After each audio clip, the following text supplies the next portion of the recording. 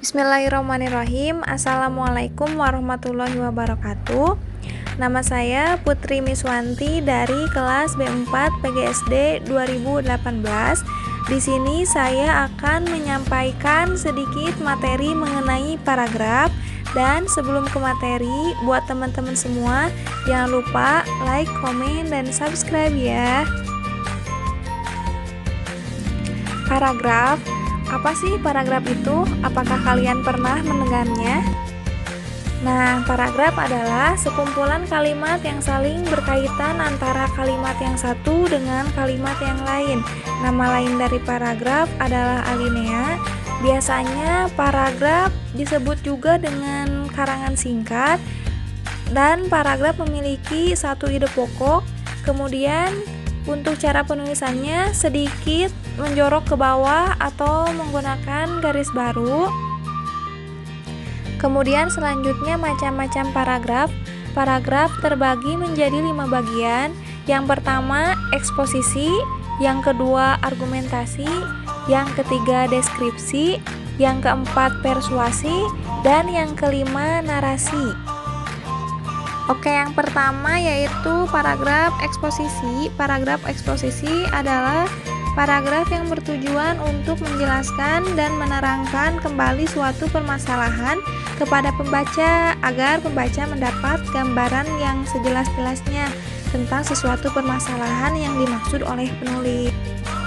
Paragraf eksposisi memiliki beberapa karakteristik. Di antaranya yaitu yang pertama bersifat non-fiksi atau ilmiah, yang kedua bertujuan menjelaskan atau memaparkan, yang ketiga isi harus berdasarkan fakta, dan yang keempat tidak bermaksud mempengaruhi. Dan selanjutnya di sini ada salah satu contoh paragraf eksposisi. Bisa dilihat ya oleh teman-teman semua, ini adalah contoh paragraf eksposisi. Selanjutnya ada paragraf argumentasi.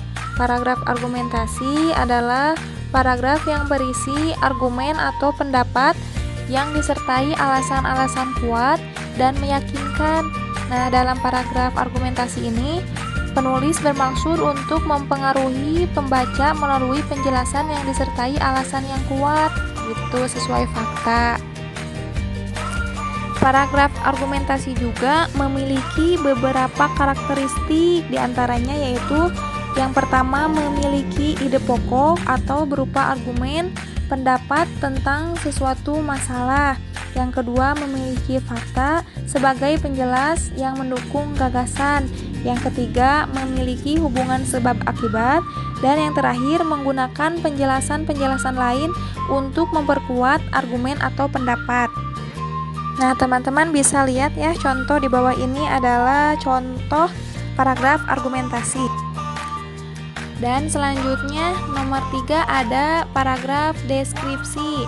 Paragraf deskripsi ini adalah paragraf yang berisi gambaran mengenai suatu hal atau keadaan, sehingga pembaca seolah-olah melihat, merasa, dan mendengarkan hal tersebut.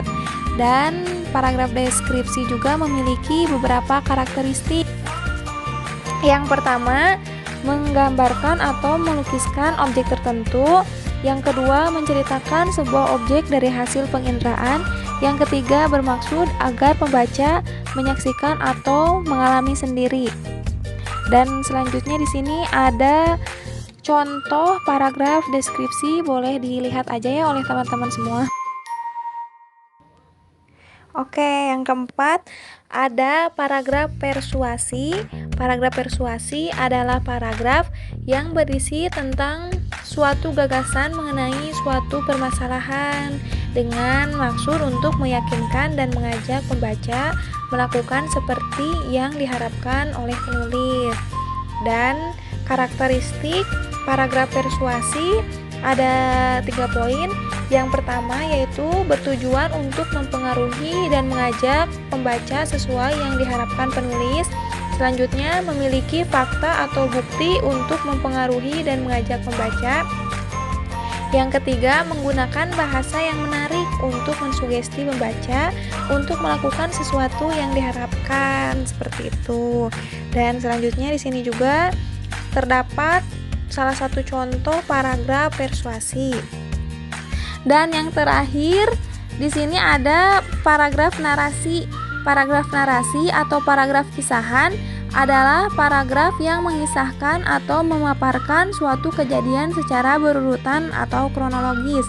Karangan ini berusaha menyampaikan serangkaian kejadian menurut urutan terjadinya atau secara kronologis dengan maksud memberi arti kepada sebuah atau serentetan kejadian sehingga pembaca dapat memetik hikmah dari cerita itu. Kemudian di sini ada karakteristik paragraf narasi. Yang pertama adanya tokoh, yang kedua adanya alur atau jalan cerita, yang ketiga adanya latar atau setting, yang keempat mementingkan urutan waktu atau urutan peristiwa, yang kelima tidak ada terdapat dalam karya fiksi tetapi terdapat dalam karya non-fiksi. Di sini ada contoh paragraf narasi. Nah, itu saja mungkin yang dapat saya sampaikan. Mohon maaf jika ada kekurangan. Wassalamualaikum warahmatullahi wabarakatuh.